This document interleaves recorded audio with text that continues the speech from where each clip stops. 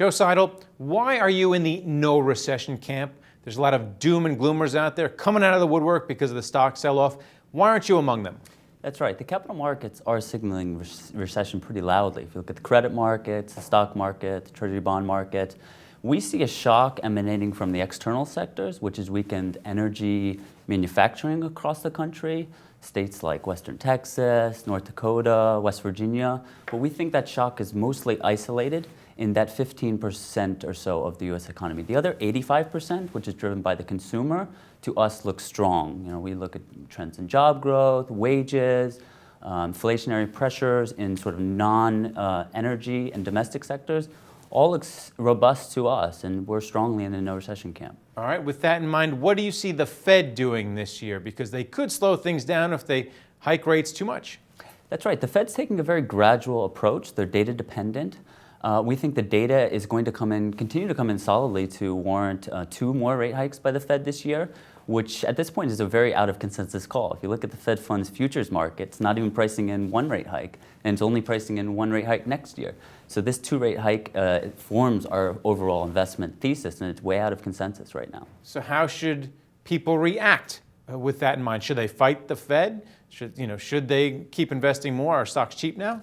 In certain sectors, stocks are looking cheap. I mean, if you look at bank stocks on a price tangible book value, they're looking very cheap. We do think there was a bit of an overvaluation issue coming into the start of this year, and that a lot of the correction that we've seen since the start of the year is sentiment induced, but also the market looking for the right multiple. And in the domestic sectors we like, so consumer discretionary, financials, healthcare, we think attractive valuations are coming about. We do not recommend external sectors like materials, industrials, or energy. We think the correction from emerging markets is still has a ways to go yet. So the Fed is going to be hiking 2 or 3 times this year, in your view. Meanwhile, over in Japan and Germany, they've gone to negative interest rates. So how will this affect the dollar and in turn affect a lot of the U.S. multinationals? This is going to hurt even more, I would think. That's right. In a world where all the other central banks are going in the opposite direction, it's going to continue to lead to capital outflows out of those economies and into the U.S. and continued upward pressure on the dollar. We've seen a 20% move in the broad trade-weighted dollar since mid-2014.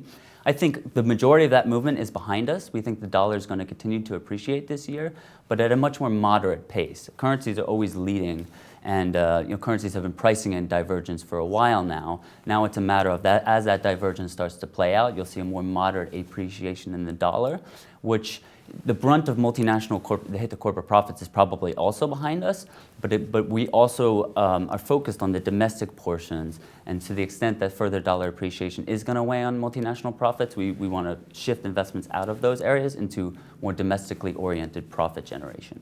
And since we're speaking about currencies, what about a yuan devaluation? That's what we keep hearing about from over in China, which a lot of people say is the source of the unrest in the domestic market here.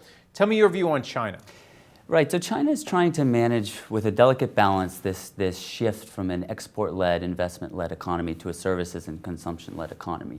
The yuan strengthened very strongly because it was tied to the dollar beginning in mid-2014 when the dollar started to appreciate in a way that really hit China's export sector. So in the short term, they needed a weaker currency, but they're doing it at incremental steps. And we don't think an all-out yuan depreciation is likely. It's more likely that the policymakers are going to continue to jigger and continue to intermittently devalue the yuan as they try to make this shift away from exports towards consumption and services. All right, then finally, one more thing. China has been a huge user of commodities throughout the entire boom. Now we've seen a huge glut in oil.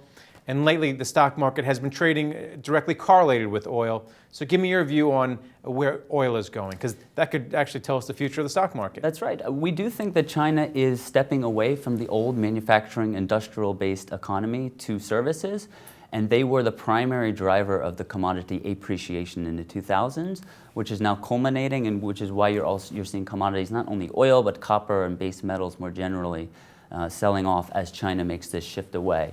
We are in the supercycle camp, which is the idea that once the industrializing economy shifts out of manufacturing towards services, the commodities that appreciated from the cycle essentially go into a multi-decade coma. So we're not looking for any bounce back in commodities anytime soon. We think oil is forming a bottom, but we are not in the camp that oil is going to be $20 or $30 higher over the next 3 or 4 years. We think oil is mostly going to move sideways. All right, well, thanks a lot, Joe.